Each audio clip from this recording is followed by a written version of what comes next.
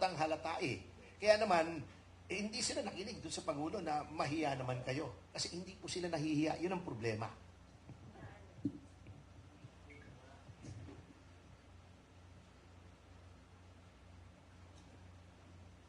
Anymore? Siguro, let's have one more question or two more, sir. Kung ilan pa po ang may katanungan.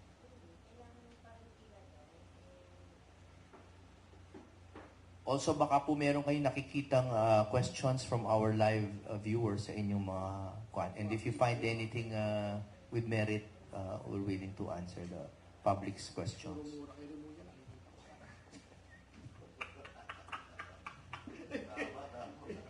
Habang naghihintay po tayo ng katunungan, I would also like to discuss the upcoming rallies, which is of national concern right now. Ang daming rally, hiwa-hiwalay po, no?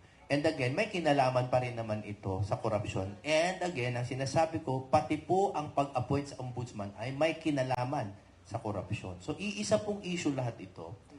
Ngayon, ang daming nagtatanong saan tayong rally dapat magpunta. I cannot in good faith endorse anyone dahil I am affiliated with certain parties. However, ang akin pong message lang sa taong bayan, tingnan po natin kung sino yung nananawagan ng pangkalahatang pagbabago versus yung iba na selective. Inuulit